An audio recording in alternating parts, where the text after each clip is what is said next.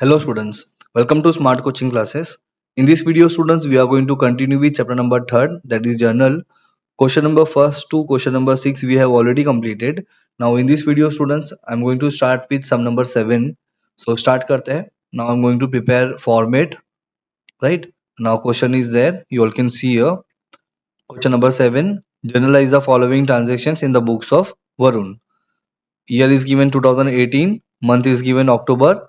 First transaction, purchased machinery of rupees 95,000 and paid rupees 5,000 for freight. Purchase machinery, name of the asset is given. You are purchasing machinery. Machinery means what? Assets means real account. Okay, so if you are purchasing, machine will comes in, debit what comes in.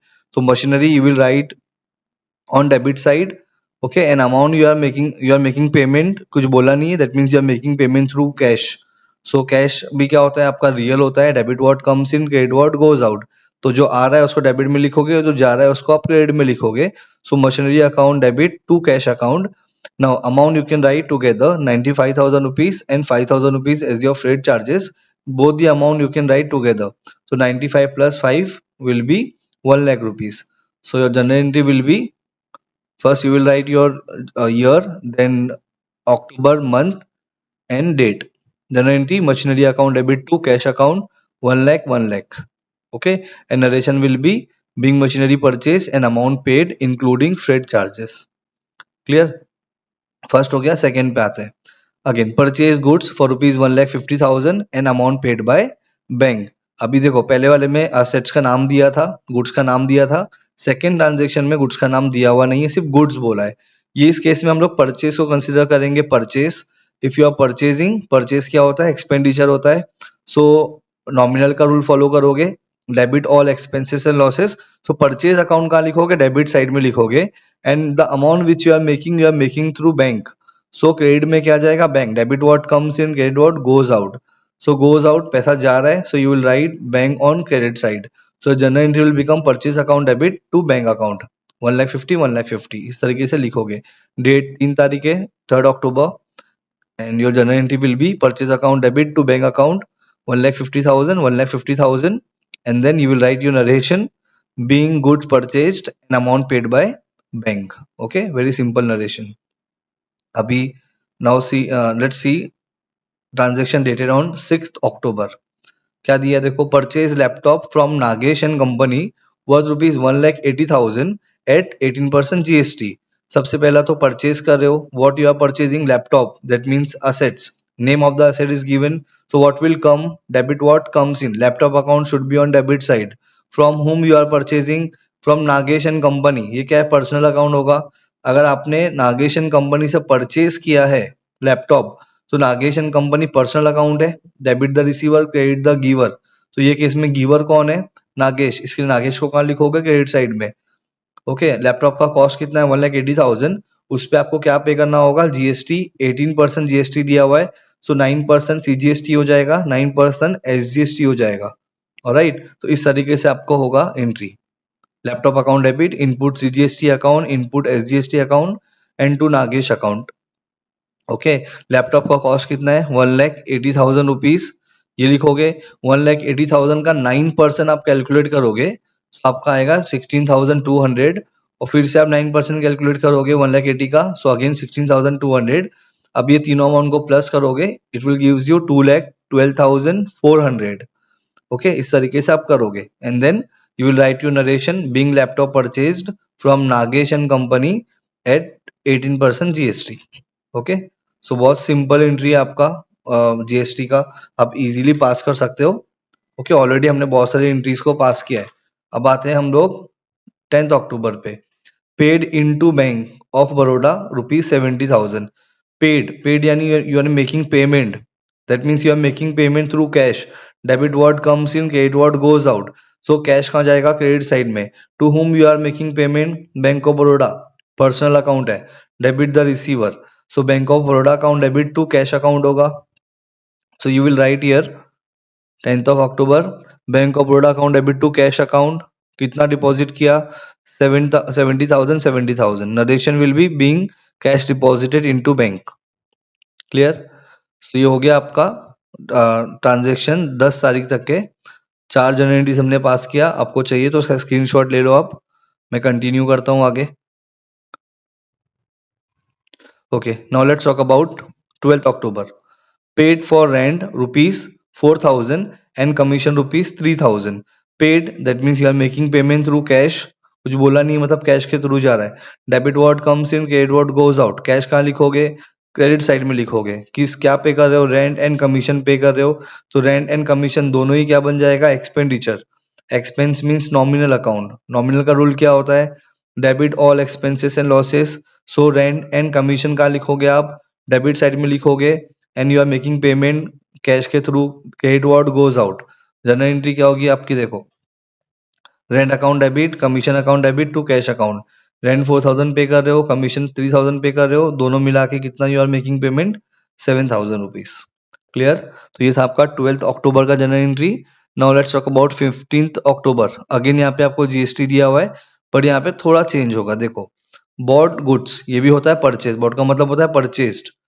Purchase goods from Tushar company limited rupees 1,20,000 at 12% GST and paid half amount by RTGS।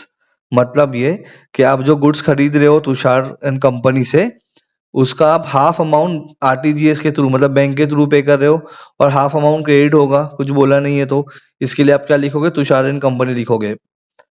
ये case में purchase कहाँ लिखोगे आप? Debit side में, because expenditure होता है। और purchase के टाइम पे आपको जो जीएसटी पे करना होता है वो इनपुट होता है। इनपुट सीजीएसटी, इनपुट एसजीएसटी, दोनों ही कहाँ होता है? डेबिट साइड में। अब ये डेबिट साइड में क्यों होता है? क्योंकि जो आप जीएसटी पे कर रहे हो वो एक्सपेंडिचर है। Debit all expenses and losses. Clear? इस तरीके से आपकी जनरल एंट्री होगी। You can see here. सबसे पहला purchase account debit, input CGST account debit, input SGST account debit to bank account. Half amount आप पे कर रहे हो 67,200। हाफ अमाउंट किसको कैसा होगा? क्रेडिट पे होगा। इसके लिए you will write name of the company. Okay, purchase का अमाउंट कितना है? 1,20,000। 1,20,000 का you have to calculate 6% of CGST, 6% of SGST. तो आपका आएगा 7,200, 7,200। ये तीनों अमाउंट को प्लस करोगे एंड देन उसका हाफ करोगे तो 67,200 आएगा। क्या लिखोगे? Narration, being goods purchase from Tushar company and half amount paid bye RTGS including 12% GST. जो सामने लिखा हुआ है वही आपको रिपीट करना है। ओके, अब आते हैं 16th अक्टूबर पे। बहुत ही सिंपल एंट्री है। देखो, cash purchase rupees 50,000 and amount paid by cheque. Cheque के थ्रू अमाउंट पे कर रहे हो एंड परचेज क्या कर रहे हो? Goods, right? तो परचेज एक्सपेंडिचर बन जाएगा आपका। Purchase account debit to bank account, simple transaction. Purchase account debit to bank account 50,000, 50,000. Narration will be being goods purchased and amount paid by check. अब आते हैं 20 अक्टूबर पे। Invoice goods to Satish rupees 80,000 at 12% GST and amount receive by cheque. That means invoice goods का मतलब होता है sale goods. You are selling goods to Satish rupees 80,000, 12% GST है जिसके ऊपर, and amount receive by cheque. जो भी अमाउंट आपको मिल रहा है वो कैसे मिल रहा है? चेक के थ्रू, मतलब बैंक लिखोगे आप, राइट? नाउ जो जीएसटी दिया हुआ है यहाँ पे, सेल्स के टाइम पे जीएसटी क्या होता है? आउटपुट जीएसटी होता है, राइट? तो आप लिखते हो आउटपुट सीजीएसटी, आउटपुट एसजीएसटी। तो जनरली इस तरीके से होगी आपकी। All can see here. Bank account, अब पैसा आ रहा है आपके पास चेक के थ्रू, debit what comes in bank account debit to sales account to output CGST account to output SGST account. Sales कितने का कर रहे हो आप? 80,000 का। सो 80,000 यहाँ पे लिखोगे। 80,000 का if you will calculate 6% CGST, that will gives you 4,800। और उसी तरीके से आपका एसजीएसटी भी कितना हो जाएगा? 4,800। ये तीनों अमाउंट को प्लस करोगे तो आपका अमाउंट होगा टोटल 89,600। क्लियर? तो ये हो गया आपका 20th अक्टूबर का journal entry. If you want you can take screenshot. Okay, इसके बाद में मैं दूसरा फॉर्मेट रेडी करता हूँ। यू कैन सी हियर हमारा 20 तारीख तक के जो ट्रांजेक्शन है आपके हो गए। पेंडिंग ट्रांजेक्शन को करते हैं यहाँ पे। Okay, again format is there. क्या करेंगे? देखो, 25th पे आते हैं। Paid for telephone charges rupees 90,000। Paid word आ गया, इसका मतलब आपने अमाउंट ऑलरेडी पे कर दिया है। यहाँ पे कुछ बोला नहीं है तो कैश के थ्रू पे किया है आपने। क्या पे किया? Telephone charges. तो ये आपका एक्सपेंडिचर बन जाएगा, debit all expenses and losses. और आपने पे किया cash, debit what comes in, credit what goes out. Journal entry बनेगी telephone charges account debit to cash account. Narration होगा being telephone charges paid. Clear. अब आते हैं 27 पे। क्या दिया है 27 पे? Mrs Varsha bought goods from us.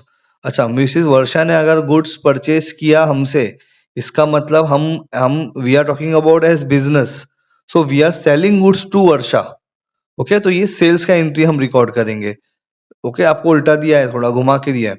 Mrs Varsha bought goods from us, Varsha ने गुड्स हमसे खरीदा, परचेस किया। बॉट का मतलब होता है परचेस किया, लेकिन हमको वर्षा के साइड से नहीं सोचना है, हमको हमारे साइड से सोचना है कि बिजनेस ने क्या किया, बिजनेस ने गुड्स बेचा, यानी हमको सेल्स के हिसाब से रिकॉर्ड करना है।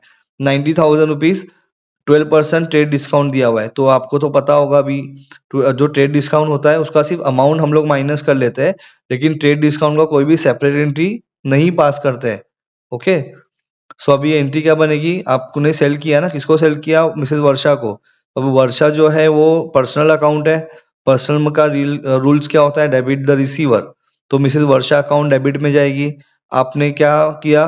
गुड्स को बेचा ना, सेल किया, सेल इनकम होता है, इसके लिए नॉमिनल रूल फॉलो करेंगे, debit all expenses and losses, credit all incomes and gain. So entry क्या होगी आपकी? Mrs Varsha account debit to sales account. Okay, अभी आप कैलकुलेट करोगे 90,000 का 12% और उसको माइनस करोगे 90,000 में से, you will get 79,200। Okay, narration क्या होगा?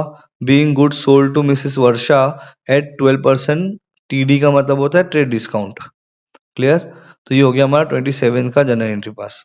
Now we will talk about 28 October. क्या दिया है देखो? Purchase goods, again name of the goods is not given, तो परचेज अकाउंट कहाँ जाएगा? डेबिट में। फ्रॉम अभिजीत से खरीदा। ओके, अब अभिजीत क्या है? पर्सनल अकाउंट है, debit the receiver, credit the giver. तो आपने अगर अभिजीत एंड सन से परचेज किया है, तो इन लोगों ने आपको दिया है, दे आर द गिवर्स।